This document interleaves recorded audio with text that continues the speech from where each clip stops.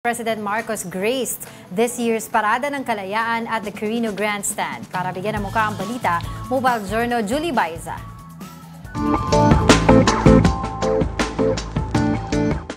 President Bongbong Marcos challenged Filipinos to continue to fight for freedom and sovereignty amid the issues in the West Philippine Sea.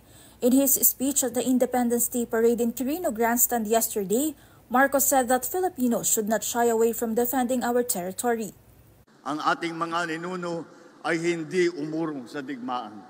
Kaya tayo ay hindi rin tatalikod sa tungkuling ipagtanggol ang ating nasasakupan. He also emphasized that in defending the nation's territory, real power cannot be measured by strength or wealth.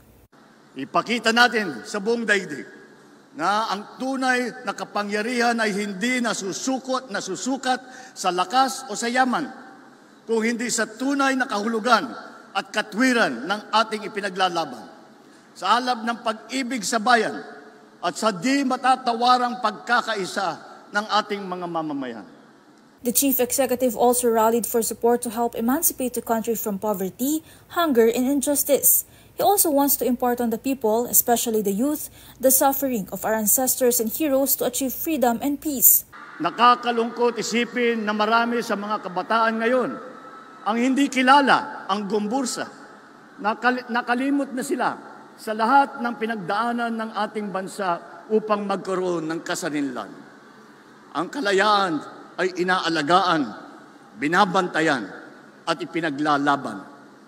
Sa sandaling mapabayaan natin ito, maaring itong mawala at maagaw muli sa atin. Following the President's remarks, an Independence Day parade was held showcasing significant elements of the country's history. Mobile journalist Julie Baiza, We Are One News. 126th Independence Day yesterday.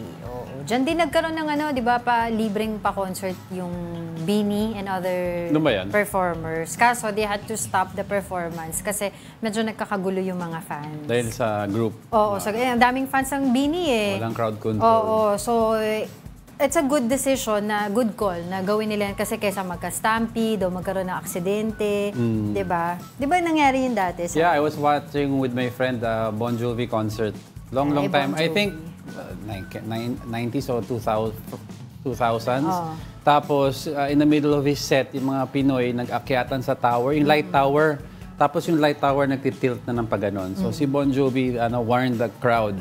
Hindi nakinig yung crowd, hindi na discipline. So they had to stop the performance. Nag-walkout na si Bon Jovi, hindi na tinuloy yung concert. So yun, kasi better kasi yung safe kaysa magalit. Okay, hayaan mo magalit yung crowd, pero kung hindi ka safe, 'di ba? Kaya may mangyayari pang masama. Ha?